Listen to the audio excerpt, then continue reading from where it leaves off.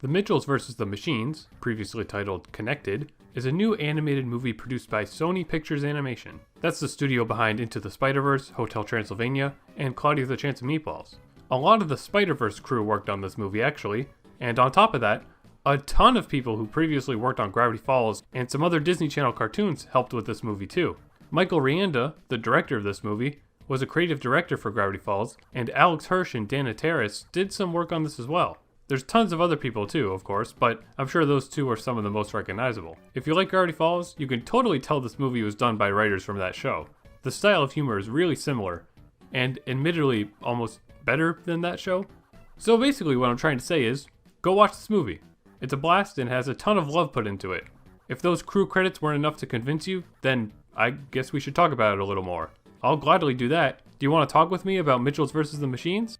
This is now a Netflix movie. Sony just made a deal with Netflix, so their movies will end up on there after theaters. Of course, though, nobody really wants to go to movie theaters right now, so The Mitchells just dropped on Netflix.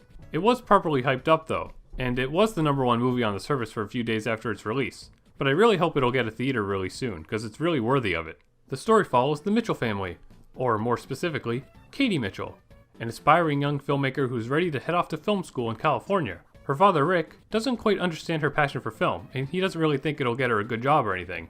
In fact, he's really out of touch in general, and doesn't understand his whole family's heavy interest in technology. So in an effort to bring the family all together, he sets up a road trip to drive Katie to college and see some sights along the way. During this road trip, things don't really go that well. Nobody gets along, and, a machine uprising begins. The usual.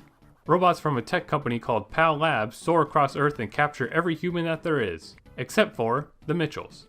Now it's up to this weird, dysfunctional family to work together and save the world. Yeah, it's a bit of a tropey setting, honestly, but it's the characters, visuals, and story progression that make this movie really exciting. The heart and soul of the movie is the main family dynamic, and it's really good. It's so well done to the point that anyone who watches this will be able to relate to some aspect of it. Whether it's an overprotective mom, a sibling with weird interests, or even the main fight to get your parents to understand you. Everything here is super relatable in different ways. Again, I really wish this was released in theaters because it'd be so fun to hear an audience of families laughing along with everything they see themselves in.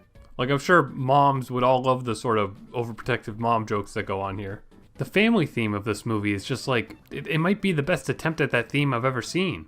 It just covers it in such a wholesome and fun way. Every kid's animated movie tries to have the same sort of family core to it, but this one here just goes all in on it or something. It's like all different experiences from dozens of different writers went into making up this family dynamic, and again, it just makes it feel so sweet and relatable.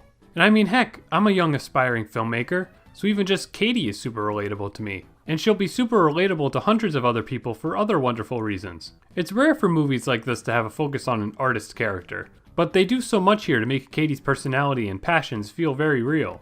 The end credits of this movie, and the note it ends on, it's too cute. It made me cry and it's gonna make me cry every time. Not even really because it's sad, just because it's so sweet and powerful. You can just tell this movie was such a passion project. And seeing so much care poured into a movie like this, it just makes me emotional. This movie is a prime example of what the animation medium should be used for. Anyone of any age can get something out of this movie. It's super goofy, but it's super heartfelt too. The visuals here are just, so fantastic. It has a very distinct style. It definitely pulls a lot of the rendering techniques that they must have created for Into the Spiderverse, but it's all used in a new context. While Spiderverse was animated to be like a comic book, Mitchell's is like a 3D animated version of the zany, scribbly sketches you'd leave on the side of your homework. The character designs are pretty close to the Cloudy with a Chance of Meatballs art style, but with a stronger cartoony flair. There's some awesome shots. The storyboard work here is really amazing. There's actually quite a few long shots where the camera will pan around across different actions in one long shot. Usually in like pretty snappy ways too. Those were always really cool. Some scenes you could just see the concept art pouring through. It's gorgeous. There's a lot of cool stuff that they do with colors too. Like the palette for the PAL Labs and the robot villains is really pleasing to the eye. Some of the robots have super cool animation too. Like the main villain and then some of the minions that are introduced later on. They're animated in really interesting ways. There's just so many small details everywhere. You'll notice something new every time you watch this movie. Funny background jokes, or even just details that foreshadow the story. A small shot that sticks out to me for some reason is where Katie is texting and she spells every word slightly wrong, and then autocorrect fixes it for her.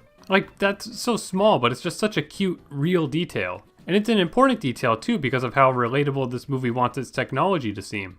I mean, they pull up like Instagram a lot in this movie. I'm sure every Instagram account that appears on someone's phone is a real account that you can go look up. If I had any wish for the animation, I do wish that they used more 2D effects. There are many occasions where like 2D scribble effects will be used to highlight actions, but I wish there was more of that. Maybe even put in an entire 2D animated bit for like a minute or so. It's a cool visual element that I just think could have been more fully realized. And as wondrous as the story is, it does start pretty slow. They give you a fun scene to get you hooked, and the way that they go back to that scene from different angles during the movie's progression is pretty cool. But yeah, after that quick foreshadowing intro, it feels pretty slow when it's just setting up the characters and scenario. It's just like a little bland and tropey feeling. They could have gone through the introductory drama a bit quicker, I think. This is about a 2-hour long movie, and you can definitely tell. It feels just a bit too long. It could be like 10 or 20 minutes shorter. And maybe some of that would come out of the intro.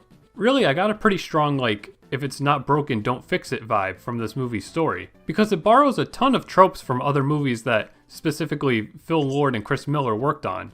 Cloudy with a Chance of Meatballs, Lego Movie, and Spiderverse. Like there's an evil machine, there's a kill code to stop the machine, the main character has daddy issues, a character explains a goofy plan to stop the villains. There's a lot here that you've definitely seen before, but with that said, it's a really successful formula. All those movies I'm comparing it to here are fantastic movies, so it's not really much of a problem. It's just noticeable to me because I know these movies all share the same crew members, you know? So it's like they can only tell one type of story structure. The theme and characters and humor all make it feel different, but it's still very comparable to their past works. Actually, I guess some of this was done to make fun of themselves, but despite that, the story still follows all the tropes to a T, so it's not really noticeable that they're mocking themselves. Something that's sort of distinct to Lord and Miller's style too is how almost every element of the movie ends up coming full circle and gets some sort of payoff. And this movie definitely does that too, and it's really entertaining. That's kind of just like a general rule when creating stories. Like, if you set up something that doesn't really have a resolution, even if it's really a joke, it should end up having a resolution. And Mitchell's does that with a ton of different stuff. It almost does it too much, really, but it makes it a really satisfying watch, and it makes you notice a lot of stuff too upon rewatching the movie. So everything comes full circle, and it's really satisfying. The voice acting is all pretty great. I've watched this movie twice now, and on my first watch, I thought it was kind of weird that Aaron had like a very obvious adult, nasally voice when he's supposed to be a young kid. Given what they were trying to do with his character, I think he'd be a lot funnier and cuter if they got like an actual kid to do the voice. You know, think like a cat bug, like young 8-year-old sounding voice or something. That would probably make his character way funnier because he'd be cute, and he'd be really cute and weird. Rather than just with the voice he has now, he's just kind of weird. Didn't really feel all that funny to me the way that they probably wanted it to be. And I think the main villain, while they were animated really cool, their voice wasn't necessarily threatening. Given what the villain is, they could have done like distortion effects to the voice or something to make it more menacing or cool or something, but it just doesn't really end up sounding all that villainous. The two robot characters that I'm sure everybody's in love with right now do really have fantastic voices. They're hilarious. My favorite part of the whole movie would have to be its climax. I don't know if it's the comedy, the drama, or the color palette, or what, but the big climax scene here is so cool and perfectly put together. There's like 2 big action scenes in the movie that are a lot of fun, full of very creative jokes, snappy movements, and again, really awesome colors and shots. There's one scene very close to the end of the movie where the characters are singing and fighting together, and they showed that scene in the first trailer for the movie, and I picked up on that, and like, why do they always do that? But yeah, man, that scene is just pure cinema right there. That part's so amazing. There's just like such an infectious, fun, exciting, and wholesome energy that radiates from this movie. This is a movie that I'm sure will never fail to make me smile, even years down the road. I was super hyped for Mitchell's vs. the Machines after seeing the first and, well, kind of only trailer for it. They only started doing trailers closer to when it was coming out to Netflix. I immediately knew the crew behind it, and the animation looked great, so I knew this would end up being something special, and it absolutely is. The pandemic pushed its release back a few months, but the wait was well worth it. I want to know what this team will do next, and I hope this movie is a big success for them. The Mitchells vs. the Machines is full of passion, great humor, exciting action, and unique animation. Super relatable and realistic. There's something in here for everyone. It's a little slow at times, and it's full of quite a few tropes that you've seen before, but that doesn't pull away from the heart and fun that's on display here. Don't overlook this film. Kind of a shame this movie is in Netflix jail. I mean, I guess more people will get to see it this way, but I can tell that this was totally made for a theater experience. I hope it'll get a theatrical release someday, because I'll gladly watch this like 100 more times. If you need something to cheer you up or inspire you, this movie is a perfect fit.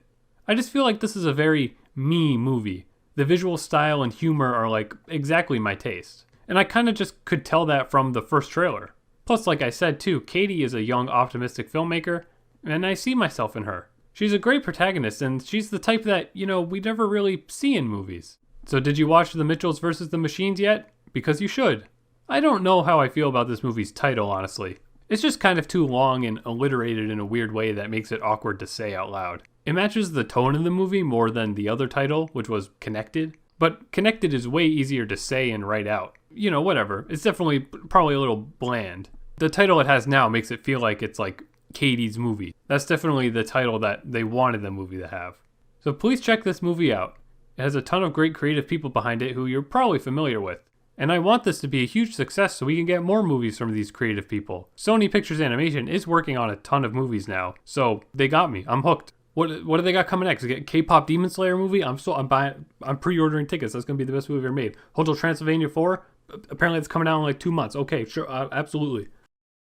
Please leave a like on this video if you enjoyed it, and subscribe to my channel and hit the bell icon to know when I post new videos. Thanks for watching, and super special thanks to my Patreon supporters. Support me on Patreon and you'll be able to submit video topics, see exclusive behind the scenes content, and help me keep this channel going. Also follow me on Twitter and TikTok for special updates.